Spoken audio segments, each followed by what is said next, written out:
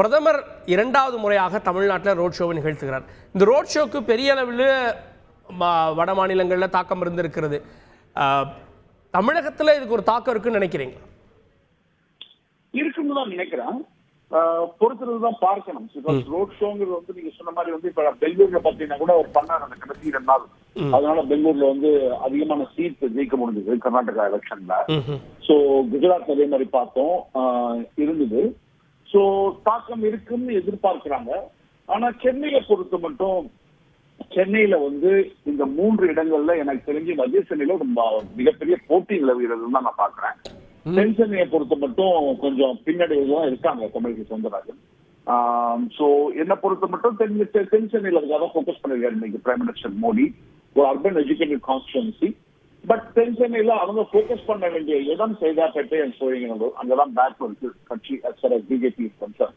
But D நகர்ல அவங்களுக்கு D நகர்ல ஒரு பக்கமான மயிலாப்பூர்ல ஒரு பக்கமும் டி நகர்ல முழுக்கவே அவங்களுக்கு ஆதரவு நல்லாவே இருக்கு. பிளஸ் வல்லசரவாக்கமும் இருக்கும். சோ இப்படிப்பட்ட சூழ்நிலையில தான் பிரதம மந்திரி இன்னைக்கு வந்துட்டாரு. பொறுத்திருந்து தான் பார்க்கணும்.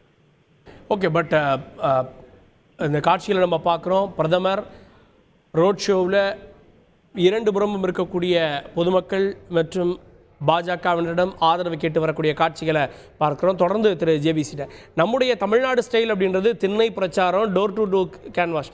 பட் இது ஒரு பார்லிமெண்ட் தொகுதியில் அவ்வளோ முடியுமா அப்படின்னு ஒரு கேள்வி இருந்தாலும் கூட இது ரொம்ப மேம்போக்கான ரோட் ஷோ மூலமாக ஒருத்தருடைய வாக்களை ஈர்த்த முடியுமா?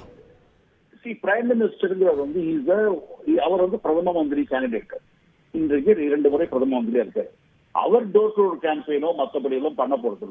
டோர் டு டோர் கேம்பெயின் பண்ண வேண்டியது வேட்பாளர்கள், கட்சியினுடைய காரியகர்த்தாக்கள். நான் தான் பிரைம் மினிஸ்டர் கேண்டிடேட். அந்த எதிர்ப்பக்கத்துல யாராவது எதிர்பார்த்த பிரைம் மினிஸ்டர் கேண்டிடேட் வரப்போறாங்களா? அப்ப யார் பிரைம் மினிஸ்டர் சொல்லாத இல்லைன்னா இப்ப இந்தியாவுக்கும் பாகிஸ்தானுக்கும் மேட்ச் நடக்குது சார். இந்தியாவில வந்து உங்களுக்கு வந்து ரோஹித் சர்மா கேப்டன் இருக்காங்க. பாகிஸ்தான் சொல்றாங்க எங்களுக்கு கேப்டன் தான் கிடையாது, நம்ம இறங்குறாங்க. அதான் டிஃபரன்ஸ். மேட்ச் ஆரம்பிச்சிச்சு, அப்ப கூட ஒன்னும் கேப்டன் டிக்ளேர் பண்ணல. அதுதான் நிலைமை.